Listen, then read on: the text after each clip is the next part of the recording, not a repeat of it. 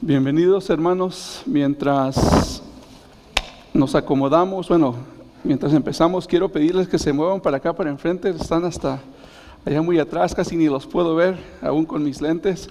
Así que por favor, muévense aquí un poco más al frente, por dos motivos: para que escuchen mejor, y segundo, por si vienen visitas, que se sienten allá atrás para las visitas. No muerdo, no les voy a echar pedradas. Estamos aquí para alabar a Dios. No sé si lo han notado o han pensado en esto, pero ya estamos a más de la mitad de este año.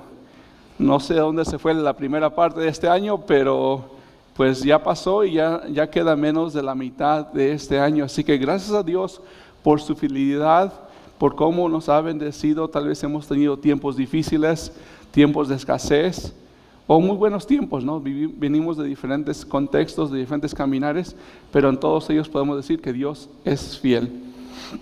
Así que gracias a Dios por ello. Buenas tardes, bienvenidos los que nos ven también por medio de YouTube. Es una bendición estar aquí. Me llamo Teo, soy uno de los pastores de acá. Hay más pastores, tenemos un servicio en inglés a las 10:15, en español a las 12:15 y uno en japonés más tarde. Así que gracias a Dios, porque aquí nos podemos reunir personas de diferentes naciones y que hablamos diferentes idiomas. Si no han llenado todavía una tarjeta de Conéctate, les pedimos que llenen la tarjeta. Está enfrente ahí donde están sentados, para ponernos en contacto con ustedes, y también pueden pasar ahí abajo en el escritorio y tenemos un pequeño obsequio para ustedes. Ahí también pueden dejar su tarjeta de conexión. Bueno, hermanos, dicen que no hay peor ciego que el que no quiere ver. Cuando éramos niños, pensábamos que nuestros padres eran lo máximo y nos sometíamos a ellos, pero al seguir desarrollándonos y a llegar a la adolescencia, empezamos a cuestionar su autoridad y su toma de decisiones. Deseábamos una explicación que tuviera sentido a nuestra curiosidad. Ahora, querer una explicación no es malo, pero como podemos ver en la vida, en la historia de Job, a veces Dios no nos da una explicación a lo que hace. Por ejemplo, lo que está pasando en Guatemala, lo que está pasando en Cuba. ¿Y quiénes somos nosotros para poner a Dios en juicio? ¿Quiénes somos nosotros para decirle: oye Dios, ¿qué te pasa? ¿Qué estás pensando? Aunque tal vez lo podemos pensar en nuestro corazón. Nuestra rebeldía se manifiesta cuando nos volvemos soberbios y creemos que nuestra manera de pensar o hacer las cosas es lo mejor. Cuando pasa una tragedia, cuando pasa algo malo, siempre nos preguntamos: ¿por qué Dios? ¿Por qué la gente está pasando por hambre? ¿Por qué le pasan malas a las cosas buenas? ¿O por qué me está pasando esto a mí? Pero nunca nos preguntamos: oye Dios, ¿por qué me bendices tanto? Oye Dios, ¿por qué nos haces esto si no lo merecemos? Cuando le preguntamos a Dios por qué está pasando algo, como si fuera su culpa, creemos que nos merecemos siempre lo mejor. Pero nunca cuestionamos a Dios cuando algo bueno, cuando nos está bendiciendo, como lo hace todos los días.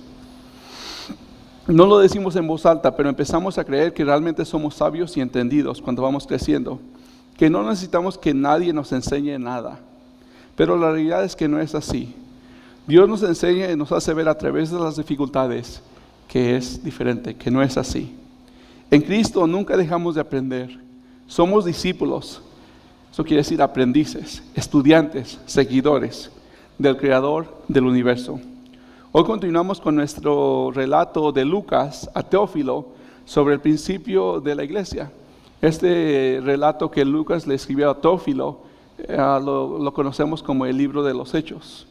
La idea central para el día de hoy es que el discipulado, guiado por las Escrituras, tiene un enfoque en la enseñanza de todo el consejo de Dios, en instruir a los demás y a discernir entre lo normativo y narrativo para la gloria de Dios y edificación de la iglesia.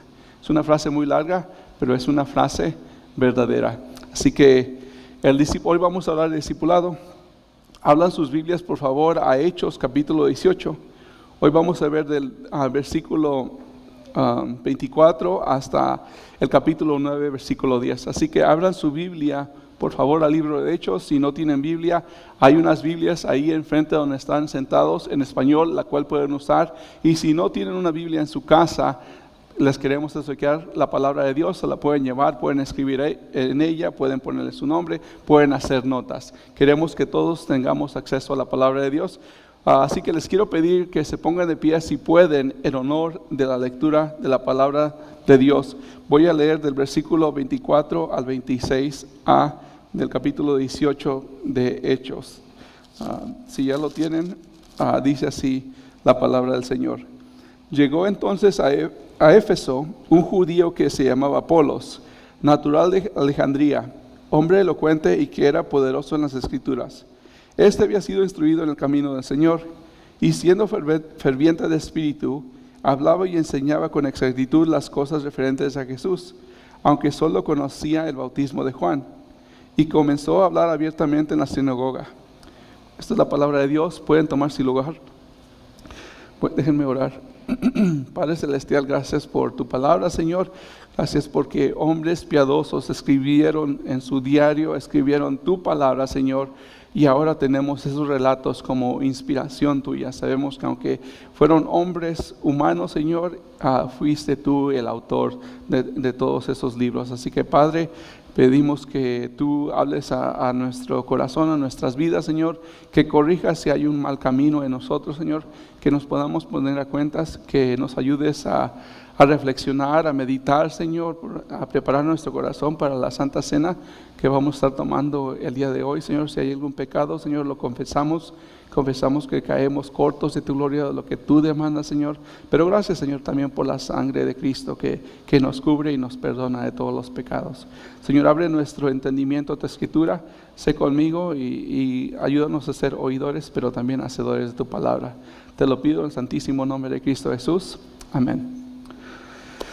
Bueno, este es el tercer viaje misionero de Pablo. Lo vemos en el versículo 23. No lo leí la semana pasada, pero el versículo 23 dice: después de pasar ahí algún tiempo, Pablo fue recorriendo por orden la región de Galacia y de Frigia, fortaleciendo a todos los discípulos. Entonces Pablo termina su viaje misionero, se va a Antioquía. Después de un tiempo, él nuevamente empieza lo que algunos conocen como el tercer viaje misionero.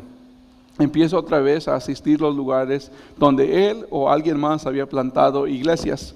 La semana pasada mencioné que para alcanzar a los corintios, Pablo necesitaba una estrategia. El Corinto era una ciudad muy estratégica. Parte de la estrategia no era solo plantar iglesias claves, sino dar seguimiento a los santos. Pablo oraba por las nuevas iglesias y su salud espiritual.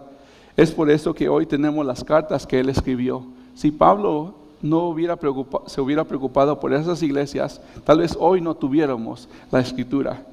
Pero como no se conformó con eso, sino que fue personalmente para animarlos, corregirlos y fortalecer su fe. Hoy quiero que veamos 3 elementos de un discipulado guiado por la palabra de Dios. El primero es que un discipulado guiado por la palabra de Dios comparte el evangelio, lo aprendido, comparte el evangelio. Dice la palabra de Dios: un joven cristiano judío sobresaliente llamado Apolos llegó a Éfeso poco después de que Pablo había estado ahí, en Hechos 19 al 21. Provenía de Alejandría, la segunda ciudad más grande del imperio, con 500,000 habitantes, de los cuales 100,000 eran judíos. Ahora, había muchos judíos ahí porque uno de los lugares donde habían huido los judíos cuando vinieron los asirios, cuando vinieron los babilonios, una de las ciudades donde ellos huyeron fue a Egipto. Se fueron al sur, a Alejandría. Algunos fueron llevados en cautiverio, algunos huyeron. Alejandría es el lugar donde se escribió la Septuaginta. Cuando ustedes ven una L y XX, eso quiere decir Septuaginta. Esta es una traducción del arameo al griego. Entonces, como el idioma se fue perdiendo y el idioma común de todo el imperio era griego, se hizo una traducción al griego del Antiguo Testamento. Y es muy probable que Apolos había sido instruido con esta traducción, ya que venía de ahí, de Alejandría. El filósofo Filón era de Alejandría, al igual que eran en los siglos posteriores los eruditos Clemente de Alejandría, Atanasio y Orígenes. Alejandría era una ciudad de mucho conocimiento y sabemos por la historia que allí había una biblioteca enorme que fue quemada. Entonces había muchas personas inteligentes. El currículum de Apolos es impresionante. Estaba bien capacitado y era erudito, experto en el manejo de las Escrituras. Es probable que con poderoso en las Escrituras, Lucas se refiere a que sabía demostrar que las expectativas y las promesas del Antiguo Testamento hablaban de la venida del Mesías y que todas ellas apuntaban a Jesús. Cuando Jesús va en camino a Emaús y se reúne con 2 discípulos, dice la Biblia que Él les explica a través de las Escrituras que todas ellas culminaban en Cristo. Así que cuando nosotros leemos Génesis, apunta hacia un Salvador, hacia Cristo. Cuando leemos Éxodo, apunta hacia un Salvador, Cristo. Cuando leemos Números, Deuteronomio, todos esos libros de la Biblia, hermanos, todos ellos apuntan a Jesús. Solamente hay un Dios, solamente hay un Salvador. Y esto es lo que estaba demostrando Apolos. El poder de Apolos no venía de su forma de presentar el Evangelio, la palabra de Dios, sino de la palabra de Dios mismo. Es interesante que Lucas usa la frase ferviente en espíritu. Esto se usaba comúnmente para referirse al Espíritu Santo, lo cual indica que Apolos ya era creyente, algo muy clave para interpretar la primera parte del capítulo 19, versículos 1 al 10, porque esto puede causar un poco de confusión. Entonces Apolos estaba predicando el Evangelio y Apolos al parecer ya era un discípulo de Cristo. Aunque Apolos no tenía todo el conocimiento de la revelación de Mesías, él no esperó a recibir la última capacitación teológica, sino que empezó a hablar y a enseñar lo que había aprendido en Alejandría. Él no dijo, voy a esperar a que pase un curso de discipulado, a que pase un curso de evangelismo, de cómo compartir mi fe, sino lo que él sabía, lo que le habían enseñado, él se puso a enseñarlo. Al leer la Biblia, debemos tener en mente que las personas no tenían internet en ese tiempo o redes sociales.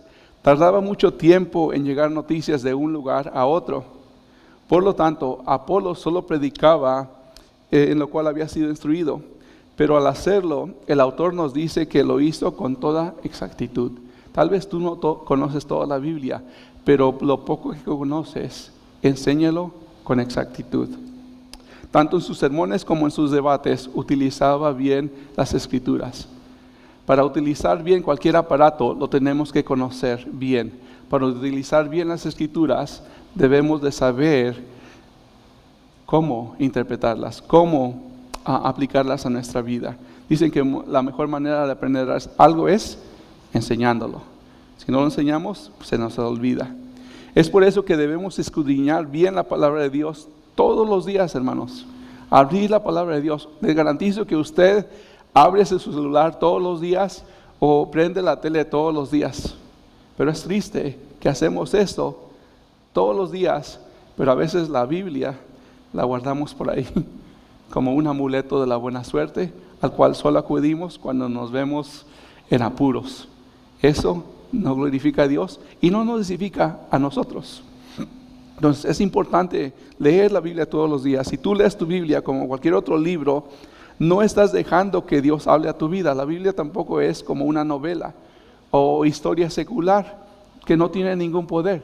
No, la Biblia nos habla del autor de vida, nos habla a dejar la impiedad, los pecados, las cosas que desagradan a Dios, a tu esposo, a tu esposa, a tus hijos, a tus padres, a tus nietos. Esas cosas que no edifican, a través de la Biblia las podemos ver.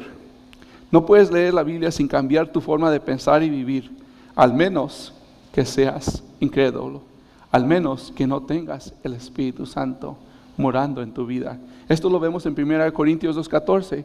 Pero el hombre natural no acepta las cosas del Espíritu de Dios, porque para él son necedad y no las puede entender. Entonces, si tú estás ahí leyendo la Biblia y no tienes ni la menor idea de qué es, dice porque son cosas que se disciernen espiritualmente. Si tú no entiendes nada, está bien que hay cosas que ni siquiera yo entiendo, es un misterio la voluntad de Dios. Pero en gran parte, pues sí tengo un entendimiento. Pero si tú lees la Biblia y no tiene ningún sentido para ti, tal vez el Espíritu Santo no está morando en ti. Ahora hay cabida para el discipulado, ¿no? Apolos podía hablar y enseñar las Escrituras porque el Espíritu Santo le daba discernimiento. Más adelante en Santiago dice, si a alguien le falta entendimiento o sabiduría, pídale a Dios. Entonces dices, bueno, yo no sé y no hay quien me enseñe. Pídele a Dios y Él te va a dar ese discernimiento.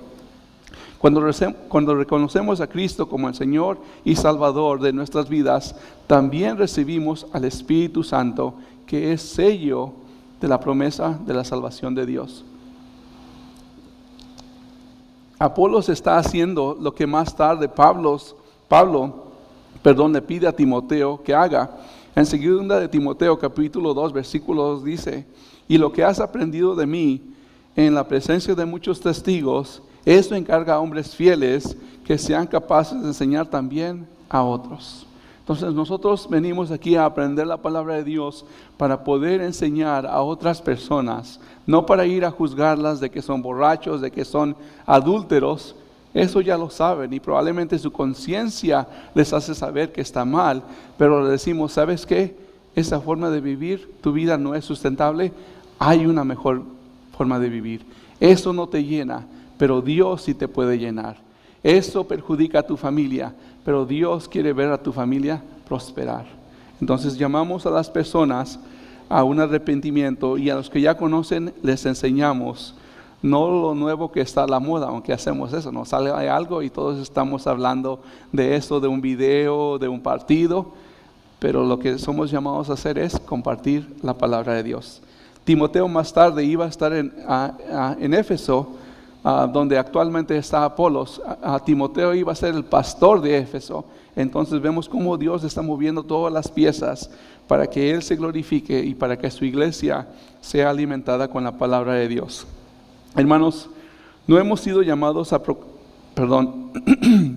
hemos sido llamados a proclamar el hermoso mensaje de amor y salvación al mundo. No esperes a saber todos los misterios de la palabra de Dios. Empieza con lo que conoces hasta el momento. No pongas la excusa de, pues yo no sé. Bueno, si no sabes, puedes hablar conmigo también y te puedo apoyar. Recuerdo que en uno de los pueblos donde estábamos plantando iglesias, donde plantamos una iglesia, había una hermana que era analfabeta. Ella no podía leer ni escribir y pues su memoria no era muy buena. Pero resulta, hermanos, que lo poco que ella conocía, iba con sus amigos ahí en el vecindario, en el pueblito, y lo compartía. Y cuando alguien le preguntaba algo que ella no sabía, le dice, yo no sé todo, pero te voy a invitar allá en la reunión donde está el pastor, donde está el misionero, ellos te van a poder explicar. Ella no esperó hasta tomar un curso de discipulado, de evangelismo, de teología, de neumatología y todo eso, sino lo poco que ella sabía era suficiente para decir, mis amigos necesitan escuchar de esto, porque es el único mensaje que puede cambiar sus vidas. Fue una gran evangelista en su comunidad, sin saber leer, sin saber escribir. Hermanos, entonces todos podemos hacer eso. Comparte fielmente lo poco que sabes de Dios y Dios hará lo demás. Así como nuestros padres nos enseñaron buenos valores y cómo vivir en este mundo, nuestro Padre Celestial llama a nosotros a someternos a Él y llamar a otros a someter sus vidas al señorío de nuestro Salvador Jesucristo. Esto lo hace al enseñarnos todo el consejo de Dios, no solo partes de la Escritura, las partes que nos gustan, sino cuando enseñamos la palabra debemos enseñarlo todo. Apocalipsis, Números, Levítico, donde hay cosas donde solamente están contando familias. Para nosotros no tiene mucho sentido, pero hay una riqueza ahí de la cultura y de lo que Dios estaba haciendo. Y también de que a Dios no se le olvida ningún nombre. Pero hay un nombre que es sobre todo nombre, eso es Jesucristo. Este otoño empezamos la clase de discipulado. Uno de los propósitos de esta clase es capacitarlos a ustedes para que tengan un fundamento bíblico teológico de su fe y para que puedan compartir el evangelio, para que no tengan ninguna excusa. Les pido por favor que asistan, no solamente en otoño, sino ahorita en la clase dominical tenemos clases excelentes, tenemos un excelente maestro. Entonces la primera cosa es que un discipulado basado en las Escrituras es que enseña lo aprendido porque están las Escrituras, y lo segundo es que mentorea a los discípulos. Esto lo vemos del versículo 26b en adelante, el capítulo 18 de Lucas, dice: pero cuando Priscila y Aquila lo oyeron, lo llevaron aparte y le explicaron con mayor exactitud el camino de Dios. Cuando Apolos quiso pasar a Acaya, los hermanos lo animaron y escribieron a los discípulos que lo recibieran. Cuando llegó, ayudó mucho a los que por la gracia habían creído, porque refutaba vigorosamente en público a los judíos, demostrando por las Escrituras que Jesús era el Cristo.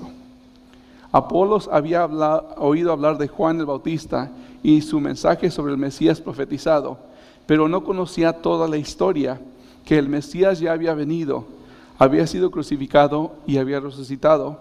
Apolos necesitaba que Priscila y Aquila le enseñaran un poco más de la palabra de Dios. Incluso las personas de fe tienen que aprender más.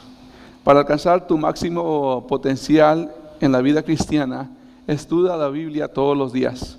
Priscila y Aquila no se intimidaron por el gran orador que es Apolos. Ellos conocen las Escrituras y detectan que en la enseñanza de Apolos solo llega hasta Juan el Bautista. Me encanta la forma en que corrigieron a Apolos. Lo tomaron aparte, no lo hicieron en público, no lo humillaron. Este hermano tenía un gran corazón y lo edificaron en privado para que él siguiera compartiendo en público el Evangelio de una forma holística, de una forma íntegra, completa.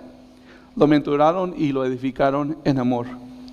Hubo un tiempo después de regresar del campo misionero, después de regresar de México, donde mi familia y yo necesitamos ser alentados. Así que buscamos a alguien que nos aconsejara, que nos motivara, pero desgraciadamente las personas pensaban que no tenían nada que aportarnos o compartirnos, ya que nosotros éramos los expertos por haber estado en el campo misionero y por los estudios que teníamos. Y nosotros les decíamos: nosotros somos como cualquier otra persona, nosotros también necesitamos consejo, nosotros también necesitamos comunidad. Hermanos, todos necesitamos ayuda y consejo. Yo tengo a una figura como Pablo en mi vida. Me reúno con esta persona mínimo una vez al mes. Tengo un mentor que me ayuda y me aconseja. Hermanos, yo no tengo todas las respuestas o toda la experiencia necesaria. Yo sigo en necesidad de consejo, de corrección, como todos nosotros. Lo mismo fue cierto de los apóstoles. Les costaba mucho entender. Y Jesús les dijo: ¿hasta cuándo van a tener necesidad de que les explique las cosas? Nosotros no somos mejores que los apóstoles. Siempre vamos a estar aprendiendo. Tener un corazón enseñable requiere humildad como la tuvo Apolos. Por un lado tenemos una pareja de creyentes, Priscila y Aquila, que tiene la valentía para ayudar a un gran predicador a tener un conocimiento más completo de la Escritura, de la revelación de Cristo. Y por otro tenemos a un siervo siendo enseñable. No importa cuántos estudios tengas, a qué seminario fuiste, o cuántos logros tengas o llegues a tener. Si no tienes un corazón enseñable, es difícil escuchar a Dios.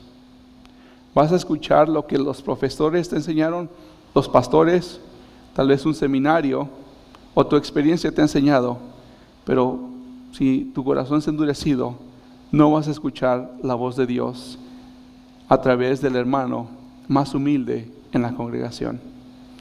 Yo sé y estoy abierto a que Dios me enseñe cosas nuevas a través del pastor Nolan, a través del pastor Doug, el pastor Bill, Kevin, pero también sé que Dios me enseña a través del hermano Ray, el hermano Alex, Benjamín, Rolando, aún el hermano Salvador o el hermano Luis. Porque aunque no son perfectos, ellos han puesto su fe en Dios y tienen cosas conocimiento que pueden aportar para mi edificación y para la edificación de la iglesia. Entonces tengamos un corazón enseñable, no decir: este analfabeta, ¿qué me va a enseñar? O tú, ¿qué me puedes enseñar? Eso no proviene de Dios. Todos podemos hablarnos y edificarnos en amor usando la Escritura. Efesios 4, versículos 11 al 13 dice: y Él dio a algunos al ser apóstoles, a otros profetas, a otros evangelistas, a otros pastores y maestros, a fin de capacitar a los santos para la obra del ministerio, para la edificación del cuerpo de Cristo, hasta que todos lleguemos a la unidad de la fe y del pleno conocimiento del Hijo de Dios, a la condición de un hombre maduro, a la medida de la estatura de la plenitud de Cristo. Entonces los dones que Dios nos ha dado no son para enaltecernos, sino para enaltecer a Cristo y edificar a la iglesia. Dios nos ha bendecido con otros creyentes para edificarnos, incluso a esos hermanos que a veces pues nos cuesta, nos ayudan en el proceso de la santificación. Tal vez yo sea ese hermano para algunos de ustedes. Descubre el don o dones que Dios te ha dado y úsalos para el avance del reino de Dios. Haz esto empezando obviamente en tu casa, con tus seres queridos, con tus hijos, con tu esposa, con tus hermanos. La última cosa que vemos en un discipulado guiado por la Escritura es que distingue entre la narrativa y lo no normativo. Esta parte es muy interesante. En Hechos 19, versículos 1 al 10 dice así: mientras Apolos estaba en Corinto, Pablo, después de haber recorrido las regiones superiores, llegó a Éfeso y encontró a algunos discípulos y les preguntó: ¿recibieron el Espíritu Santo cuando creyeron? Ellos le respondieron: no, ni siquiera hemos oído si hay un Espíritu Santo. Entonces Pablo les preguntó: ¿en qué bautismo pues fueron bautizados? En el bautismo de Juan, contestaron ellos. Y Pablo les dijo: Juan bautizó con el bautismo de arrepentimiento, diciendo al pueblo que creyeran en aquel que vendría después de él, es decir, en Jesús. Al oír esto, fueron bautizados en el nombre del Señor. Cuando Pablo les impuso las manos, vino sobre ellos el Espíritu Santo, y hablaron en lenguas y profetizaban. Eran en total unos 12 hombres.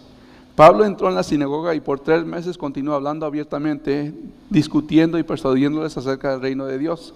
Pero cuando algunos se endurecieron y se volvieron desobedientes, hablando mal del camino ante la multitud, Pablo se apartó de ellos, llevándose a los discípulos, y discutía diariamente en la escuela de Tirano. Esto continuó por 2 años, de manera que todos los que vivían en Asia oyeron la palabra del Señor, tanto judíos como griegos.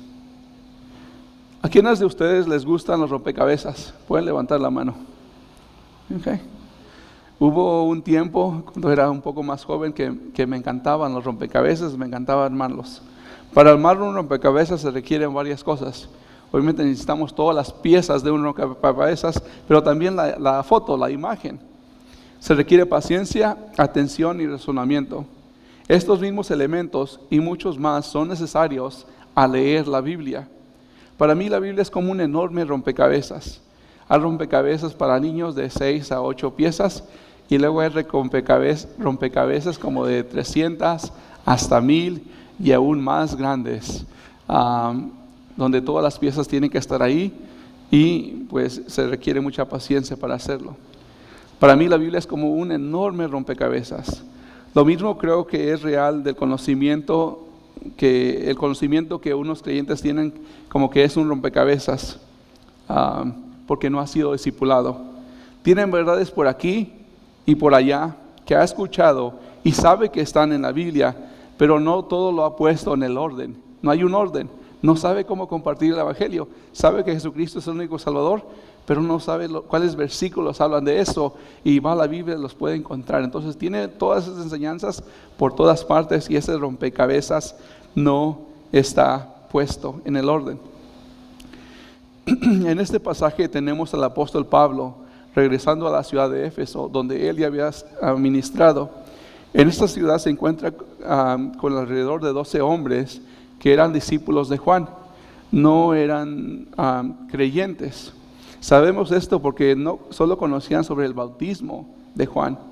Es interesante que Lucas mencione el número de creyentes, porque para empezar una nueva sinagoga era necesario tener por lo menos 10 hombres, y después Pablo, después de enfrentar oposición ahí en Éfeso, en la sinagoga, se fue a otro lugar. Entonces cuando leemos esto, el capítulo 19, y dice los que eran como 12 hombres, dice pues no tiene ningún sentido. ¿Para qué lo mencionó Lucas? Bueno, lo mencionó porque es algo clave y es algo cultural. La cultura nos indica que cuando Pablo se va, él tiene el suficiente número de varones para empezar una reunión oficial, para empezar una iglesia o sinagoga, un lugar de reunión, pues.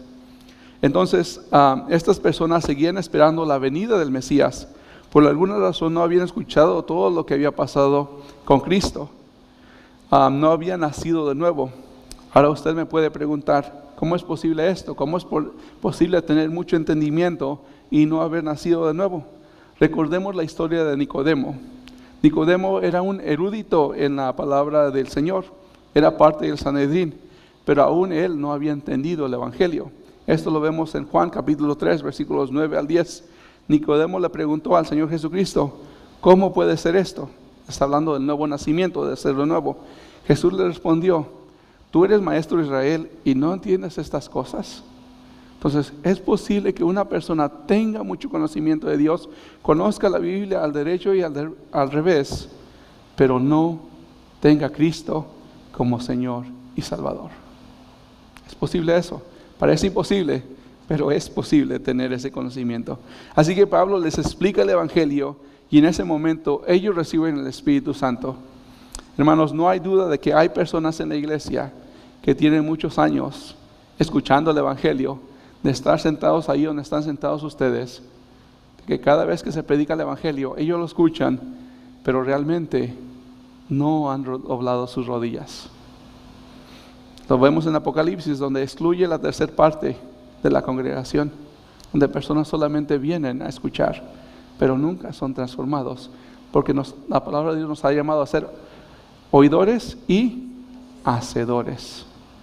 No es por obras, pero también someternos a Dios es bíblico. La palabra de Dios dice, el que me ama, me obedece. Entonces no es de una y la otra, sino que es las dos. No somos salvos por nuestra obediencia, pero obedecemos porque ya somos salvos. Algo muy diferente. Aquí es donde la cosa para mí se pone interesante en este pasaje de Pablo, donde escribe Lucas, Hechos 19. Porque desgraciadamente algunas iglesias usan este pasaje que es narrativo para hacer algo normativo. Narrativo, déjenme darles una explicación porque a veces asumo que sabe lo que estoy diciendo. Narrativo es una historia. Voy a narrarles la historia de Blancanieves. Esa es una narración, eso es un cuento. Normativo es algo que ustedes tienen que hacer. Es una norma, es una regla. Entonces uno es una historia, otro es una regla, una pauta que tenemos que seguir. Entonces, algunas iglesias bautizan solo en el nombre de Jesús y dicen que el requisito para recibir el Espíritu Santo es hablar en lenguas y, por cierto, algunos de ellos solamente lenguas angelicales. He estado en varias reuniones donde hablan en lenguas, pero no se entiende nada y no hay un intérprete. No estoy diciendo que no sea real, pero definitivamente no están siguiendo el orden que Dios nos da, el orden bíblico. Primero, no tenemos ningún relato donde Pablo, después de que impusieron manos sobre él, empieza a hablar lenguas. Sabemos que habló después, lenguas angelicales. Apolos, tampoco se nos dice que habló en lenguas. El Señor Jesucristo, aunque pudo hablar cualquier lengua, no habló ninguna lengua. O muchos otros creyentes en la iglesia, justo después de creer, no todos pasó de esa forma.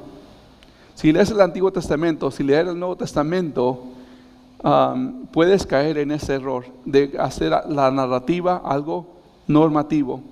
Tal vez parezca ridículo lo que acabo de decir, pero hermanos, hay lugares donde las personas no tienen acceso a toda la palabra de Dios y desgraciadamente, por falta de todo el consejo de Dios, solo están limitados a la porción de la Escritura que han recibido. Eso pasa en este mismo siglo. Yo estuve en un país donde hay persecución, hay áreas donde se puede hablar abiertamente, donde hay fruto, pero en ese mismo país hay lugares donde las personas solamente reciben una página de la palabra de Dios y nada más tienen eso y ellos quieren fielmente aplicar eso, pero no tienen todo el consejo. Obviamente que eso es algo peligroso, ¿no? Si solamente tuvieran números, imagínense, ¿no? Entonces ustedes les dicen, como no pasa eso. Sigue pasando eso. Entonces, esto pasó también durante el tiempo de donde fue escrito el Nuevo Testamento. Solo hasta que se terminó de escribir Apocalipsis se tuvo la revelación limitada de lo que Dios decidió revelarnos a nosotros. Y aún en ese tiempo tenían que ir a la sinagoga o la iglesia para tener acceso a las Escrituras. No fue hasta el invento de la imprenta que el acceso fue más público y disponible para todos. Y pues aún hay lugares donde tienen muy poco acceso a la palabra de Dios. Entonces estos discípulos tuvieron que aprender un poco más de lo que sabían. Solo conocían hasta el bautismo de Juan. Un discipulado guiado por las Escrituras enseña a discernir todo el consejo de Dios, no solo lo que está aquí. Entonces, si nos vamos a Hechos 19 y tratamos de hacer teología de 1 o 2 pasajes sin tomar todo el contexto, podemos sacarlo fuera de contexto. Nuestra enseñanza nos enseña el fundamento de nuestra fe. El fundamento de nuestra fe es lo que no podemos negociar. Enseña lo secundario también la Biblia, cuestiones donde podemos tener diferencias y seguir en comunión. Y enseña también temas de preferencia, como el estilo de música, estilo de predicación, o cómo debe vestir el predicador acá enfrente.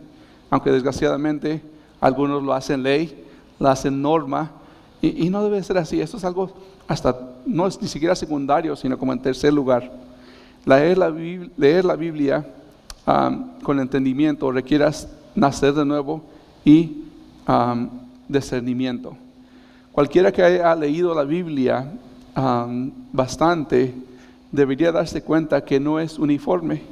Contiene historia, poesía, sabiduría, profecías y cartas y todo tipo de otras formas de escritos. Y dentro de cada uno de estos escritos encontramos incluso aún mayor variedad. Después de todo, el autor escribió a su propia manera y sus escritos en sí variaron a lo largo de su labor al estar escribiendo. A veces Dios dio mandamientos. Tenemos en Éxodo, en Deuteronomio. A veces explicó detalles de cómo construir el tabernáculo y el templo. A veces contó una historia personal, como Jonás. Entonces hay diferentes tipos de literatura en la Biblia. Esta variedad no es por accidente. Dios ha dispuesto en cada porción de la Biblia para que contribuya en su propia manera a las normas de la ética de la vida cristiana. Entonces cada cosa que Dios pone en la Biblia, forma literaria, es para enriquecerla y también para comunicar su palabra de una forma que todos la podamos aprender y disfrutar. Por eso les animamos a asistir a la escuela dominical, a estudiar la Biblia en sus casas, y en un futuro a mí me gustaría que pues hiciéramos grupo de estudio bíblico en las casas, pero estamos orando por la dirección de Dios. Entonces, hermanos, un discipulado debe ser guiado, debe ser basado en la Escritura, en la cual pues debemos enseñar lo que hemos aprendido, debemos mentorear a otras personas. ¿A quiénes están mentoreando? ¿Y quién te está mentoreando a ti? Y también a discernir entre lo que es narrativo, lo normativo. ¿Qué es lo que te pasó tal vez nada más por ese tiempo? Y ahora es diferente, ¿no? Ahora Dios tiene muchas formas de comunicar su voluntad. A veces la primera vez lo escribió con los profetas, a veces en la pared, y ahora nos ha dado una revelación mayor a través de la Escritura. Esto lo tenemos en Hebreos capítulo 1. Entonces Dios nos habla de diferentes formas, en diferentes tiempos, y nos ha llamado ahora en la actualidad a someternos a la voz del Espíritu Santo, a la voz de Jesucristo. Él es nuestro pastor. Entonces, ¿cómo podemos aplicar esto? Busca a alguien a quien mentorear. Si ya tienes años de conocer al Señor y aún no lo has hecho, empieza a hacer ese tiempo intencional y ayuda a otros a crecer en su fe. Haz lo que hizo Apolos. Empieza a hablar y enseñar sobre en quién has puesto tu fe. Yo doy gracias a Dios por las hermanas que cada domingo invierten tiempo en enseñarle a los pequeñitos. Para mí ese es de los ministerios más difíciles en la iglesia, con todo respeto a todos los demás ministerios. Así que busca un área donde puedas ser de influencia. Sirve y ayuda a los demás. Puedes empezar sirviendo mesas, como lo hicieron, bueno, no es un decir, una figura de lenguaje. Sirviendo mesas como lo hizo Esteban y Felipe y los 7 siervos en el principio de Hechos. Entonces, una forma tal vez de servir mesas en nuestro contexto es siendo un ujier, sirviendo en el equipo de bienvenida allá abajo que estamos empezando. Entonces toma pequeños pasos. Tal vez no, el primero no sea es venir aquí y predicar o tomar el lugar de la alabanza, no, pero empieza con pasos pequeños y ya cuando te sientas un poco más cómodo, sirve en otra área, tal vez que requiera un mayor esfuerzo. Yo sé que hay hermanos en esta congregación, aparte del hermano Alfonso, que pueden enseñar en la escuela dominical. Hermano, no guardes el don que Dios te ha dado. Empieza a servir y a discipular a la congregación. No escondas el tesoro que Dios te ha dado, porque Dios te va a pedir cuentas de los dones, de lo que hiciste con lo que Él te dio. No es bueno que el pastor y un par de hermanos y hermanas hagan todo, y tampoco es justo. Todos podemos aportar algo a la iglesia y al avance del reino de Dios. Oremos, hermanos.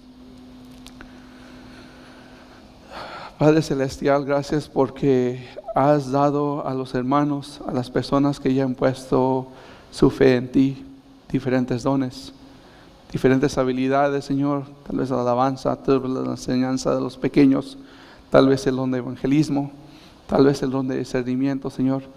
Pero todo esto lo has dado, Señor, no para que esa persona se edifique a sí misma solamente, sino también para que lo comparta con los demás congregaciones, Señor. Padre, pido que tú levantes maestros de escuela dominical. Pido que tú levantes líderes, Señor, para liderar en la adoración. Que toquen, Señor, que usen sus talentos para el avance de tu reino, Señor. Pido, Señor, que los que han estado sentados, los que se sienten que ya no pueden aportar nada, Señor, tú avives en su corazón. Que tengan un corazón enseñable, Señor, pero también que tengan un corazón lleno de ánimo, que sepan que su carrera aún no ha terminado, que aún hay muchos días adelante donde ellos pueden hablar, donde ellos pueden servir en tu reino, Señor. Tú nos has llamado a esto, Señor, y un día nos vas a dar cuenta de todo esto. Así que, Padre, pido que avives estos dones en la iglesia aquí, Señor, en la congregación de habla inglesa también, Señor, y en los japoneses, Señor. Pedimos que tú crezcas tu iglesia. Seguimos orando, Señor, por las víctimas allá en Venezuela, Señor, a través de esa catástrofe. En Cuba también, Señor. Pedimos que a través de una forma misteriosa, Señor, las personas te puedan llegar a conocer, aunque nosotros no veamos cómo, Señor. Gracias, Señor, por tu fidelidad, porque has sido bueno con nosotros. Ayúdanos, Señor, prepara nuestro corazón y que tu nombre sea glorificado hoy, mañana y por los siglos de los siglos. Cristo Jesús. Amén.